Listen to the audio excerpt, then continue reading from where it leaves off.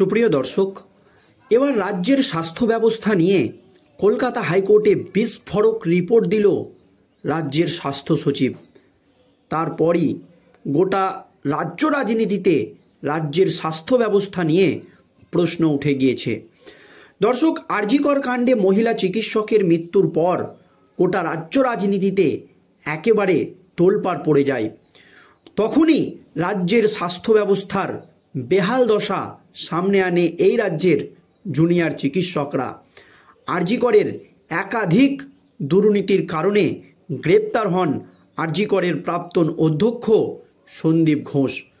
তারপরই রাজ্যের যে স্বাস্থ্য ব্যবস্থার বেহাল দশা সেটা ধীরে ধীরে প্রকাশ্যে আসতে শুরু করে। একাধিক জায়গায় সঠিক পরিমাণে বেড নেই, তো কোনো জায়গায় পর্যাপ্ত ডাক্তার নেই, স্বাস্থ্যকর্মীর অভাব। আর এই নিয়ে কলকাতা হাইকোর্টে একেবারে বিস্ফোরক রিপোর্ট দিলেন স্বাস্থ্য সচিব। যখন মুখ্যমন্ত্রী মমতা ব্যানার্জি ডাক্তারদের বেতন বৃদ্ধি করছে, ডাক্তারদের একাধিক সুযোগ সুবিধা দিচ্ছে, তখনই রাজ্যের স্বাস্থ্য ব্যবস্থা নিয়ে কলকাতা হাইকোর্টে প্রশ্ন উঠে গেল। একেবারে চরম পর্যবেক্ষণ কলকাতা হাইকোর্টের প্রধান বিচারপতি টি.এস. শিবাজ্ঞানাম পরিষ্কার জানিয়ে দিয়েছেন যে মুখ্যমন্ত্রী মমতা ব্যানার্জির কথার সাথে রাজ্যের স্বাস্থ্য সচিবের মিলই নেই। মুখ্যমন্ত্রী মমতা ব্যানার্জি এক ধরনের কথা বলছে আর স্বাস্থ্য সচিব এক ধরনের কথা বলছে, এটা আবার কী ধরনের? তখনই রাজ্যের স্বাস্থ্য ব্যবস্থার একাধিক বেহাল দশা সামনে চলে আসে। ঠিক কী হয়েছে কলকাতা হাইকোর্টে দর্শক আজ দেখুন।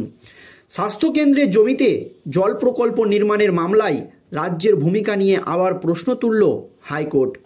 মঙ্গলবার এই মামলার শুনানি পর্বে এই বিষয়ে হাইকোর্টের পর্যবেক্ষণ। রাজ্যের মুখ্যমন্ত্রী মমতা ব্যানার্জি চিকিৎসকদের জন্য ঘোষণা করছেন আর স্বাস্থ্য সচিব হলফনামা দিয়ে উল্টো কথা বলছেন। তার হলফনামা নিয়ে আমরা উদ্বেগ প্রকাশ করছি, বলেন কলকাতা হাইকোর্টের প্রধান বিচারপতি টি.এস. শিবাজ্ঞানাম।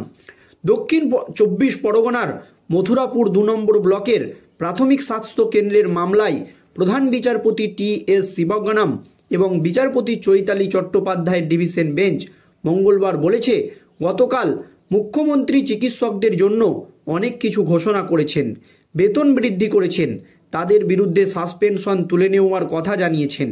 এই মামলায় স্বাস্থ্যকেন্দ্রের পরিকাঠামোর বিষয়ে স্বাস্থ্য সচিবের অবস্থানের সমালোচনা করেছিলাম। তার হলফনামা নিয়ে আদালত উদ্বেগ প্রকাশ করছে। এই মামলায় মঙ্গলবার আদালত আবার স্বাস্থ্য এবং পরিবার কল্যাণ দপ্তরের সচিবের কাছে রিপোর্ট চেয়েছে। প্রধান বিচারপতির নির্দেশ, ওই স্বাস্থ্য কেন্দ্রের মান উন্নয়নে কী পরিকল্পনা রয়েছে তা জানাতে হবে। আগামী মঙ্গলবার এই মামলার পরবর্তী শুনানি। ওই দিন স্বাস্থ্য সচিব রিপোর্ট দিয়ে পরিকল্পনার কথা জানাবেন। হাইকোর্ট জানিয়েছে, জনস্বার্থ ওই স্বাস্থ্য কেন্দ্রের জমিতে জল প্রকল্পের কাজ করা যাবে। মামলার পরবর্তী শুনানিতে প্রধান বিচারপতির মন্তব্য ছিল, 1975 সালের হাসপাতালে 10টি শয্যা ছিল, 2025 সালেও তাই রয়েছে। ওই ঘটনায় আমরা সন্তুষ্ট নই, আমরা দুঃখিত।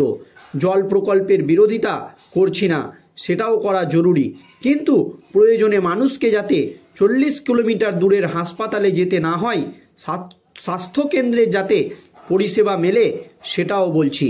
প্রসঙ্গত, মথুরাপুর 2 নম্বর ব্লকের ওই স্বাস্থ্যকেন্দ্র তৈরির জন্য জমি দিয়েছিলেন আবেদনকারী জাকির হোসেন মোল্লার পিতামহ। অভিযোগ, ওই স্বাস্থ্যকেন্দ্রের ফাঁকা অংশে একটি পাম্প তৈরির কাজ চলছে, তাতে অনুমোদন দিয়েছে জনস্বাস্থ্য কারিগরি দপ্তর। ওই সিদ্ধান্তকে চ্যালেঞ্জ করে কলকাতা হাইকোর্টে জনস্বার্থ মামলা দায়ের করেন জাকির। তার বক্তব্য, 1962 সালে তার পিতামহ পুরন্দরপুর এলাকায় 6 শয্যা বিশিষ্ট স্বাস্থ্যকেন্দ্র তৈরির জন্য 6 বিঘা জমি দান করেন। পরে 1976 সালে ওই স্বাস্থ্যকেন্দ্র উন্নতির জন্য আরও কয়েক বিঘা জমি দান করেন তার পিতা। তখন শয্যা সংখ্যা 6 থেকে বেড়ে 10। এতদিন ওই কেন্দ্র ভালোই চলছিল। কোভিডের পর থেকে ওই স্বাস্থ্যকেন্দ্রের দিকে নজর দেয়নি প্রশাসন। সেখানে 2 জন চিকিৎসক রয়েছেন। উন্নতির পরিবর্তে ওই স্বাস্থ্যকেন্দ্রের জমিতে এখনও নির্মাণ করা হচ্ছে। মঙ্গলবার রাজ্যের স্বাস্থ্য সচিব আদালতে রিপোর্ট দিয়ে জানায় ওই স্বাস্থ্যকেন্দ্রের অবস্থা উন্নতি করা হয়েছে, কিন্তু ওই রিপোর্ট দেখে কলকাতা হাইকোর্ট অসন্তোষ প্রকাশ করেন। যে সেদিন প্রধান বিচারপতির পর্যবেক্ষণ বা প্রধান বিচারপতি সেদিন বলেছিলেন যে 50 বছরের পুরনো একটি স্বাস্থ্যকেন্দ্র, 10টি শয্যা রয়েছে, আর 1976 সালেও যা ছিল 2025 সালে এসেও তাই রয়েছে। এত বছরে একটিও শয্যা বৃদ্ধি করা হয়নি। স্বাস্থ্য সচিব বলছে যে সেখানে যথেষ্ট শয্যা রয়েছে, এটি তার অবস্থান। কিছু তো যুক্তিপূর্ণ কথা বলুন। এটা ভাবুন, হাইকোর্টে 34 জন বিচারপতি ছিলেন। এবার কেউ যদি বলেন আর বিচারপতির দরকার নেই, সপ্তাহে 100টি মামলা দায়ের হয়, আমরা সামলে নেব, এটা কি সম্ভব? আমরা চাইছি বিচারপতির সংখ্যা 100-র বেশি করতে। 200 একর জমি পেলে সেখানে জুডিশিয়াল একাডেমি হবে, আর 400% বিচারপতির আসন শূন্য হয়ে পড়েছে।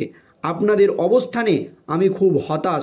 তবে মথুরাপুরের ওই স্বাস্থ্যকেন্দ্র নিয়ে কোনো নির্দেশ দেবে না বলেও এদিন জানিয়ে দিয়েছেন কলকাতা হাইকোর্টের প্রধান বিচারপতি টি.এস. শিবগানাম। তার কথায় আধিকারিকরা জানেন কিভাবে কাজ করতে হয়, কোথায় নির্দেশ দেব না। কমপক্ষে 50 শয্যার হাসপাতাল করুন, সেখানে চুক্তিভিত্তিক কর্মী থাকবে না, কর্মীরা ভদ্রস্থ বেতন পাবেন, এমনই নির্দেশ দিয়েছেন রাজ্যকে কলকাতা হাইকোর্টের প্রধান বিচারপতি টি.এস. শিবগানাম। তিনি প্রশ্ন তুলে দিয়েছেন যে রাজ্য সরকার যখন বলছে যে আমরা স্বাস্থ্য ব্যবস্থার ব্যাপক উন্নয়ন করেছি, স্বাস্থ্য ব্যবস্থা দিনের দিন উন্নতি হচ্ছে, তখন দেখা যাচ্ছে যে ওই স্বাস্থ্যকেন্দ্রে 1976 সালে যে 10টি বেড ছিল বা 10টি শয্যা ছিল, আর এখন 2025 সাল, এই 25 সালেও এসে ওই স্বাস্থ্যকেন্দ্রের 10টি শয্যায় রয়েছে। তাহলে কিভাবে আপনাদের উন্নয়ন হয়েছে আপনারা বলুন? 1976 থেকে 2025 সালের মধ্যে একটিও বেড ওই স্বাস্থ্যকেন্দ্রে বাড়েনি, তাহলে এটাকে কি উন্নয়ন বলে? এই প্রশ্ন কিন্তু কলকাতা হাইকোর্টের প্রধান বিচারপতি টি.এস. শিবগানাম তুলে দিয়েছেন। মুখ্যমন্ত্রী মমতা ব্যানার্জি এক ধরনের কথা বলছেন, আর স্বাস্থ্য সচিব এক ধরনের কথা বলছেন। এদের কথাবার্তার মধ্যে কোনো মিল নেই বলে উষ্মা প্রকাশ করেন কলকাতা হাইকোর্টের প্রধান বিচারপতি টি.এস. শিবগানাম। দর্শক, এই নিয়ে আপনারা কি বলবেন? তিনি পরিষ্কার জানিয়েছেন যে মুখ্যমন্ত্রী ডাক্তারদের বেতন বৃদ্ধি করছে, একাধিক সুযোগ সুবিধা দিচ্ছে, অথচ মানুষকে 40 কিলোমিটার ভালো চিকিৎসা পাওয়ার জন্য ছুটে আসতে হচ্ছে। রাজ্যের স্বাস্থ্যকেন্দ্রগুলোর একেবারে বেহাল দশা।